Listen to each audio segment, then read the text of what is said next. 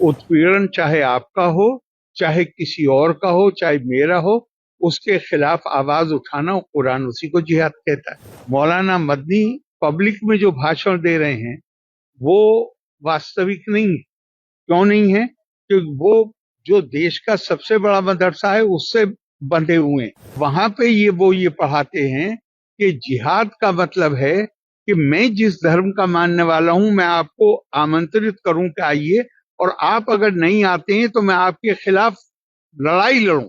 आप बच्चों को, छोटे बच्चों के दिमाग में ये भरेंगे कि हर किसी को मेरे धर्म में आना चाहिए और वो नहीं आता है तो मुझे उससे जंग करनी चाहिए, तो ये तो असुरक्षा तो इससे पैदा होती है। मैं मानता हूं और ये आ, बहुत दिल से कह रहा हूं, मैं मानता हूं कि दुनिया में कोई भी इतिहास पूरा भरा पड़ा है जो दूरदृष्टा होते हैं, जिनके अंदर विजन होता है, दृष्टि होती है, उनके काम को पहचानने में समाज थोड़ी देरी लगाता है। सरदार पटेल के साथ भी वही हुआ है, लेकिन अब हमने महसूस करना शुरू किया है, हमें अब आभास है कि वो ना होते तो किस स्थिति में हमारा देश होता।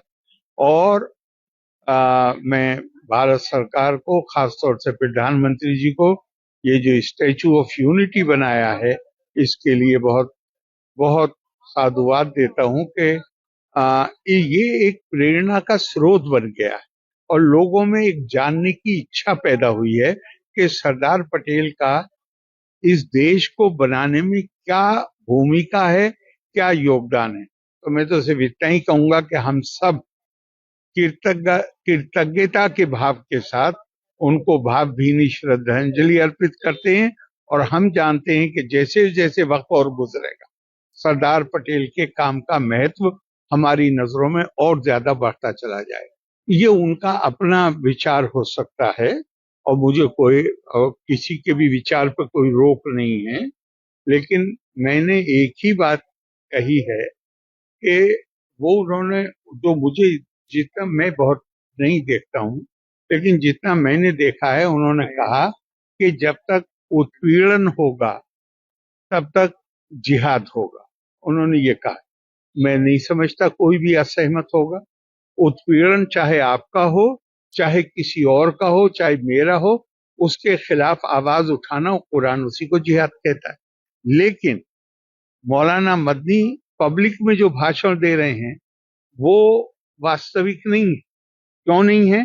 क्योंकि वो जो देश का सबसे बड़ा मदरसा है उससे बंधे हुए हैं और वहां पे ये पढ़ाते हैं कि जिहाद का मतलब है कि मैं जिस धर्म का मानने वाला हूं मैं आपको आमंत्रित करूं कि आइए, और आप अगर नहीं आते हैं तो मैं आपके खिलाफ लड़ाई लड़ूं।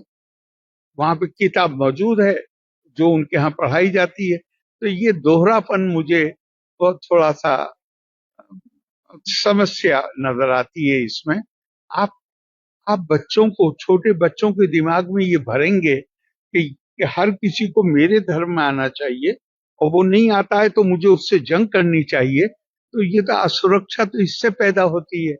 असुरक्षा किसी और चीज से